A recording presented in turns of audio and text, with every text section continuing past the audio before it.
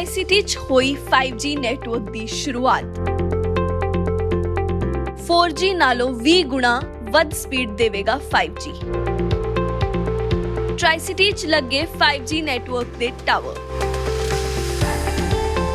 ਕੀ mobile ਫੋਨਾਂ 'ਚ ਵੀ ਚੱਲੇਗਾ 5G ਨੈਟਵਰਕ? 5G ਨਾਲ ਟ੍ਰੈਫਿਕ ਸਮੱਸਿਆ ਦਾ ਕੀ ਹੋਵੇਗਾ ਹੱਲ?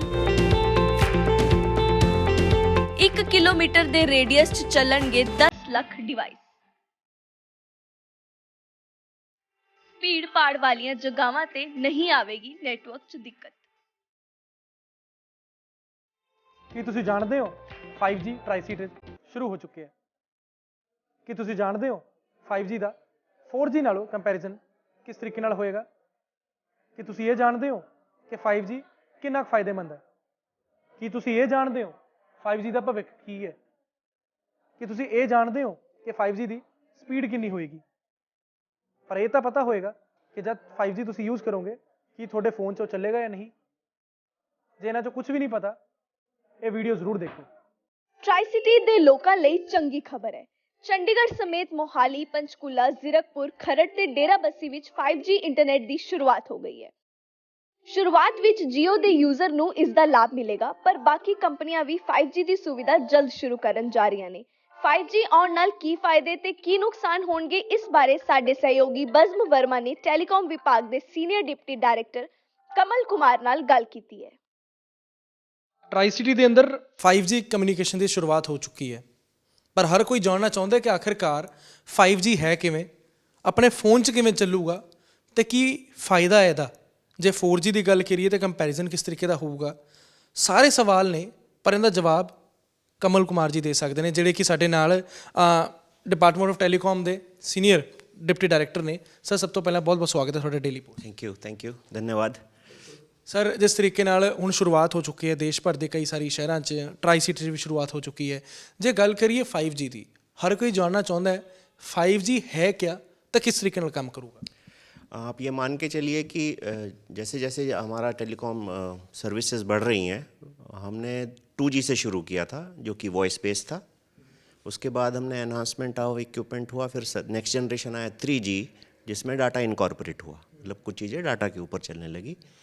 और 4G के ऊपर वॉइस भी डाटा के ऊपर कन्वर्ट हो गई, बट एक लिमिटेड स्पीड तक थी। या मान के चलिए कि 1 Mbps का एक थ्रूपुट डाटा हम एक्सपेक्ट करते थे कि एवरेज कस्टमर को मिलना ही चाहिए। और 5G इसी का एक एनहांसमेंट है जिसमें हाई स्पीड डाटा है, और ये चाहिए कि शुरुआत है ये 5th जनरेशन में कि मशीन टू मशीन कम्युनिकेशन अब ज़्यादा इम्प्रूव करेगा। और ह्यूमन तो है ही है, आज इंसानों के बीच में, और बाकी जो यूजर्स टेलीकॉम के हैं इसके 5G के या 4G के, वो बरकरार रहेंगे। ਅਸੀਂ ਆਪਣੀ ਰੋਜ਼ਾਨਾ ਜ਼ਿੰਦਗੀ ਵਿੱਚ ਇੰਟਰਨੈਟ ਦੀ ਵਰਤੋਂ ਕਰਦੇ ਹਾਂ। 5G ਆਮ ਆਦਮੀ ਦੇ ਫੋਨ ਵਿੱਚ ਕਿਵੇਂ ਚੱਲੇਗਾ, ਇਹ ਸਵਾਲ ਲੋਕ ਆਪਸ ਵਿੱਚ ਵਿਚਾਰਨ ਲੱਗ ਪਏ ਨੇ। आम आदमी इसको कैसे यूज़ कर सकता है। 4G तक का जो नेटवर्क है उसमें आपको एक सिम मिलता है किसी भी टेलीकॉम सर्विस प्रोवाइडर से, तो आप 4G के ऊपर 3G 2G बैकवर्ड आप उसको चला लेते हैं। तो आप 5G को एक ऊपर की तरफ जंप करने के लिए आपको नया सिम और हैंडसेट्स जो 5G कॉम्पेटेबल हैं वो आपको लेने होंगे। कुछ हैंडसेट्स ऑलरेडी कुछ कंपनियों ने लॉन्च कर दिए थे जो कि 5G में उन्होंने प्रोविज़न कर दिया है। तो कंसर्न टेलीकॉम सर्विस प्रोवाइडर के साथ आप टाई अप हो जाता है और वो ऑटोमेटिकली उसको आपको रिक्वेस्ट भेजेंगे, या जो भी मेथोडोलॉजी वो अपनाएंगे, अपग्रेड होके 5G हो जाएगा। ਨੈਟਫਲਿਕਸ ਤੇ ਮੋਬਾਈਲ ਫੋਨ ਉੱਪਰ ਮਨੋਰੰਜਨ ਦੇ ਸ਼ੋਅ ਦੇਖਣ ਵਾਲਿਆਂ ਲਈ ਲਾਭਕਾਰੀ ਹੋਵੇਗਾ 5G ਨੈਟਵਰਕ, ਕਿਉਂਕਿ ਇਸ ਵਿੱਚ ਬਹੁਤ ਸਾਰੀਆਂ ਨਵੀਆਂ ਤਕਨੀਕਾਂ ਨੂੰ ਸ਼ਾਮਿਲ ਕੀਤਾ ਗਿਆ ਹੈ। ਕਿੰਨਾ ਕੁ ਫਾਇਦਾ ਹੋਏਗਾ 5G ਦਾ ਜੇ ਅਸੀਂ ਕੋਈ ਐਂਟਰਟੇਨਮੈਂਟ ਨੈਟਫਲਿਕਸ ਐਮਾਜ਼ਨ ਕੁਝ ਦੇਖਣਾ ਹੈ, ਕਿੰਨੀ ਕੁ ਪ੍ਰੋਬਲਮ ਤਾਂ ਨਹੀਂ ਹੋਏਗੀ? नहीं, इसमें यही एक फ़ायदा है कि आपका जो इक्विपमेंट है, आप टीवी कहिए या आपका हैंडसेट का स्क्रीन कहिए, जो रेजोल्यूशन दे रहा है उसके बैक एंड के ऊपर, उसके पीछे उतना डाटा फ्लो होना चाहिए।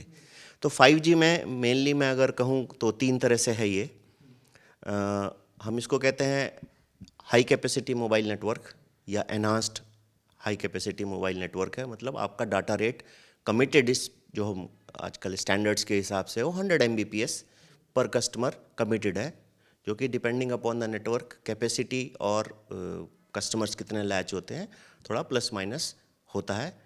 और उसके साथ साथ इसमें मशीन टू मशीन कम्युनिकेशन है, और जो लेटेंसी जिसे हम बोलते हैं, जो आपने वर्ड यूज़ किया कि हम उसको रियल कैसे मानेंगे, बिल्कुल बिल्कुल रियल फील आना चाहिए, तो उसके लिए अल्ट्रा लो लेटेंसी, मतलब जो कम्युनिकेशन के बीच में जो डिले मानते थे हम, वो बहुत नेग्लिजिबल 1 मिलीसेकंड है अब वो। ਯਾਨੀ ਜਿਵੇਂ ਅਸੀਂ ਮਾਊਸ ਤੇ ਕਲਿੱਕ ਕਰ ਰਹੇ ਹਾਂ ਤੇ ਸਾਹਮਣੇ ਸਕਰੀਨ ਹੈ, ਜੋ ਤੁਸੀਂ ਕਲਿੱਕ ਕੀਤਾ ਹੈ ਉਸ ਦਾ ਜੋ ਐਕਸ਼ਨ ਹੈ ਉਸ ਦਾ ਰਿਐਕਸ਼ਨ ਜਦ ਆਏਗਾ, ਜੋ ਚੀਜ਼ ਖੁੱਲੇਗੀ ਉਸ ਸਮੇਂ ਨੂੰ ਅਸੀਂ ਕਹਿ ਸਕਦੇ ਹਾਂ ਲੇਟੈਂਸੀ।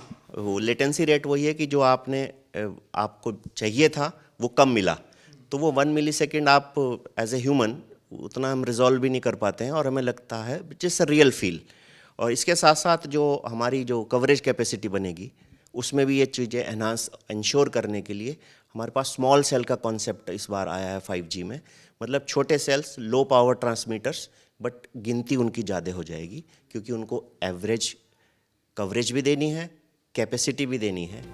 5G ਦੇ ਆਉਣ ਨਾਲ 1 ਕਿਲੋਮੀਟਰ ਦੇ ਰੇਡੀਅਸ ਵਿੱਚ 10 ਲੱਖ ਡਿਵਾਈਸ ਚੱਲਣ ਦਾ ਦਾਅਵਾ ਕੀਤਾ ਜਾ ਰਿਹਾ ਹੈ, ਜਿਸ ਨੂੰ ਸੁਣ ਕੇ ਹਰ ਕੋਈ ਹੈਰਾਨ ਹੈ। ਜਿਹੜੀ ਜਾਣਕਾਰੀ ਮਿਲੀ ਉਹ ਕਿਹਾ ਗਿਆ ਕਿ 1 ਕਿਲੋਮੀਟਰ ਦੇ ਰੇਡੀਅਸ ਦੇ ਅੰਦਰ ਜੇ ਕਿਤੇ ਇਸ ਤਰੀਕੇ ਨਾਲ ਸਿਗਨਲ ਆ ਰਹੇ ਨੇ, 1 ਕਿਲੋਮੀਟਰ ਦੇ ਰੇਡੀਅਸ 'ਚ ਘੱਟੋ ਘੱਟ 400 ਡਿਵਾਈਸਿਸ ਚੱਲ ਸਕਦੇ ਸੀਗੇ ਫੋਨ ਦੇ, ਪਰ ਹੁਣ 1 ਕਿਲੋਮੀਟਰ ਦੇ ਅੰਦਰ ਰੇਡੀਅਸ 'ਚ 10 ਲੱਖ ਦੇ ਕਰੀਬ ਡਿਵਾਈਸਿਸ ਚੱਲ ਸਕਦੇ ਨੇ ਬੜੇ ਆਰਾਮ ਨਾਲ। ਕੀ वाकई ये सच्चाई है? हाँ, ये बिल्कुल सही है, क्योंकि नंबर ऑफ डिवाइसेस, अब आप पहले खाली टेलीफोन को एक डिवाइस मानने लगे थे हम, अब हमारी बहुत सारे ट्रांसपॉन्डर्स हैं, बहुत सारी इन्फॉर्मेशन जो गैदरिंग टूल्स हैं या गैजेट्स हैं, वो सब कम्युनिकेट करेंगे। और ये ऑटोमेशन जो बैक एंड पर एग्रीगेट जिसे हम बोलते हैं कि इकट्ठा होगा, तो उसके लिए बैंडविड्थ चाहिएगी। तो 3 तरह से मैं बोल सकता हूँ, एक कवरेज है जो कि डिस्टेंस कहाँ तक जाएगा, एक कैपेसिटी है कि कितने लोग या कितने डिवाइसेस, अब लोगों से ज़्यादा डिवाइसेस को मान के चलते हैं क्योंकि ये मशीन टू मशीन कम्युनिकेशन भी करेगा। और फिर high capacity, high bit rate, ताकि डिले जो अभी आपको बताया कि 1 मिलीसेकंड रिस्पॉन्स टाइम, अगर आप किसी मशीन को ऑन करना चाहते हैं और उसको कंट्रोल करना चाहते हैं, तो उस हिसाब से ये डिले बहुत कम होनी चाहिए। तीनों चीज़ें मिलेंगी तो नंबर ऑफ़ इक्विपमेंट जो टेलीकॉम सर्विस प्रोवाइडर को लगाने होंगे, या रेडिएशंस या एमिटर्स या BTS बोल दीजिए पुरानी लैंग्वेज में, या ई नोड B बोल देते हैं हम, इलेक्ट्रॉनिक नोड्स, उनकी डेंसिटी बहुत हैवी हो, उनकी भी डेंसिटी हैवी हो जाएगी, डिस्टेंस भी कम हो जाएगा। तो उसके लिए हम जो नॉर्मली मानते हैं कि स्ट्रीट फर्नीचर, छोटे छोटे पोल्स, बिजली के पोल, स्ट्रीट लाइट्स, बिल्डिंग के कॉर्नर्स, ये सब तरह के कॉम्बिनेशन अब यूज़ किए जाएंगे। 5G ਦੀ ਆਮਦ ਨਾਲ ਭੀੜ-ਭਾੜ ਵਾਲਿਆਂ ਇਲਾਕਿਆਂ ਵਿੱਚ ਨੈਟਵਰਕ ਦੇ ਸਲੋ ਹੋਣ ਜਾਣ ਦੀ ਸਮੱਸਿਆ ਦੂਰ ਹੋ ਜਾਏਗੀ। ਹੁਣ ਅਸੀਂ ਲੱਖਾਂ ਦੀ ਗਿਣਤੀ ਵਿੱਚ ਖੜ ਕੇ ਵੀ ਆਪਣਾ ਨੈਟਵਰਕ ਚਲਾ ਸਕਦੇ ਹਾਂ। ਜਿਸ ਤਰੀਕੇ ਨਾਲ ਇਹ ਕਿਹਾ ਕਿ 1 ਕਿਲੋਮੀਟਰ ਦਾਇਰੇ 'ਚ 10 ਲੱਖ ਵੀ ਡਿਵਾਈਸਿਸ ਚੱਲ ਸਕਦੇ ਨੇ, ਤਾਂ ਉਸ ਸਮੇਂ ਕੋਈ ਦਿੱਕਤ ਨਹੀਂ ਹੋਏਗੀ। ਯਾਨੀ ਅੱਗੇ ਆਉਣ ਵਾਲੀ ਕੋਈ ਕਰਾਊਡਡ ਪਲੇਸਿਸ ਨੇ, ਰੈਲੀਆਂ ਨੇ, ਕੁਛ ਨੇ, ਲੋਕਾਂ ਦੇ ਫੰਕਸ਼ਨਸ ਨੇ, कोई परेशानी तो नहीं आएगी फोन्स दे विच, कोई सिग्नल दे विच? हाँ, नहीं, इसको एड्रेस बड़े अच्छे तरीके से इसके लिए इंतजाम किया गया है कि टेक्नोलॉजी सपोर्ट करती है, और जहाँ हाई डेंसिटी रिक्वायरमेंट है, आप रैली मान लीजिए, कोई मैच मान लीजिए, कोई स्टेडियम में है या कोई और पब्लिक गैदरिंग है, या हमारे यहाँ बहुत बड़ा पर्व होता है, कुंभ का स्नान होता है, या हमारे यहाँ धार्मिक स्थलों पर होते हैं, उनके लिए स्पेशल प्रोविज़न भी कर सकते हैं, लेकिन आम तौर पर ये दिक्कत अब आपको नहीं महसूस होगी। 4G ਦੇ ਮੁਕਾਬਲੇ 5G ਅਲੱਗ ਤਰੀਕੇ ਨਾਲ ਕੰਮ ਕਰੇਗਾ। ਇਸ ਨਾਲ ਇਨਸਾਨਾਂ ਵਾਂਗ ਮਸ਼ੀਨਾਂ ਵੀ ਕੰਮ ਕਰਨਗੀਆਂ। ਸਰ, ਜੇ 4G ਨਾਲ ਕੰਪੈਰੀਜ਼ਨ ਕਰੀਏ ਇਹਦਾ, ਇਹ ਸਾਰੀਆਂ ਚੀਜ਼ਾਂ 4G 'ਚ ਨਹੀਂ ਸੀਗੀਆਂ ਜਾਂ ਘੱਟ ਸੀਗੀਆਂ ਜੋ ਹੁਣ 5G 'ਚ ਆਈਆਂ ਨੇ, ਕੀ ਕੰਪੈਰੀਜ਼ਨ किस तरीके ਨਾਲ ਕੀਤਾ?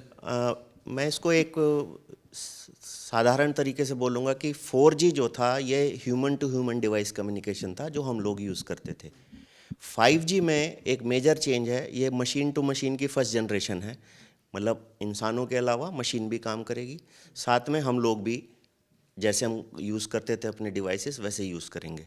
तो ये एक मेन डिफरेंस है। साथ में बैंडविड्थ बड़ी हाई रेट पर चलेगी, फ्रीक्वेंसी जो इनको स्पेक्ट्रम है वो डिफरेंट है, तो उसमें कैपेसिटी भी मिलती है और आपको कवरेज भी मिलती है।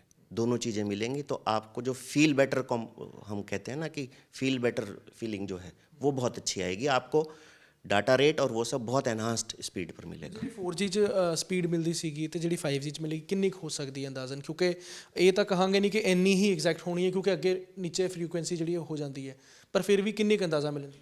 देखिए, हम मान के चलते हैं कि 100 Mbps तो हम कमिटेड है पर subscriber design, but it can go up to gigabits में भी पहुंचने की हम टारगेट हो रहा है, इक्विपमेंट उसी तरह से हो रहे हैं। तो 100, 200, 300, और ये डिपेंडिंग अपॉन इनिशियली जब हम सर्विसेज लॉन्च होती है तो आपको फील होता है कि स्पीड बहुत अच्छी है क्योंकि वो लोडिंग कम होती है, लेकिन 100 Mbps तो कमिटेड इसका रहेगा ही रहेगा। ਆਮ ਲੋਕ ਵੀ ਆਪਣੇ ਫੋਨਾਂ ਉੱਪਰ 5G ਨੈਟਵਰਕ ਚਲਾਉਣ ਲਈ ਉਤਾਵਲੇ ਨੇ। ਉਹਨਾਂ ਦਾ ਇੱਕ ਹੀ ਸਵਾਲ ਹੈ ਕਿ ਸਾਡੇ ਫੋਨਾਂ ਵਿੱਚ 5G ਨੈਟਵਰਕ ਚੱਲੇਗਾ ਜਾਂ ਨਹੀਂ। ਹਰ ਫੋਨ ਦੀ ਗੱਲ ਕਰ ਲਈਏ, ਹਰ ਫੋਨ ਇਸ 'ਚ ਕੰਮ ਕਰੂਗਾ? नहीं, हर फ़ोन तो पुराना नहीं काम करेगा, क्योंकि 5G एक डिफरेंट स्पेक्ट्रम पे और इस फ्रिक्वेंसी पर है, तो हैंडसेट को आपको वो उस फ्रिक्वेंसी पे काम करना चाहिए। 4G ਦੇ ਨਾਲ ਕੰਪੈਟੀਬਲ ਫੋਨ ਨੇ ਉਹ ਕੰਮ ਕਰ ਸਕਦੇ?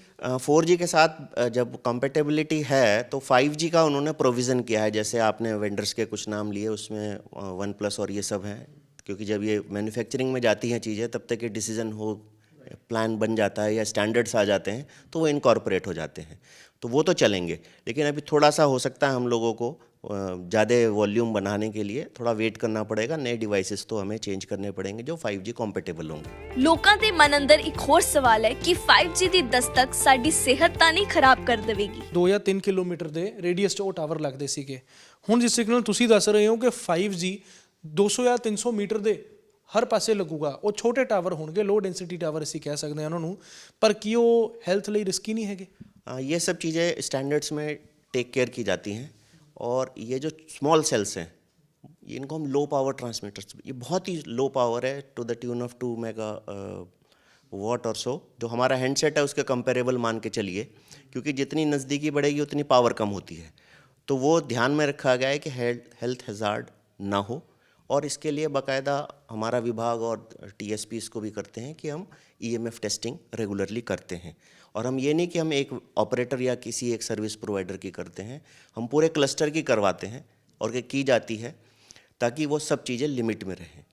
और मैं ये कह सकता हूँ कि हाँ, पूरे पंजाब में हम लगभग ये काफ़ी एक्सरसाइज रेगुलरली होती है ये, और पब्लिक अगर चाहे तो वो रिक्वेस्ट करके भी किसी एरिया में करा सकती है, और ये विद इन लिमिट्स है, ऐसा कोई इशू नहीं है। Bureau report, daily post, Punjab, Haryana, Himachal.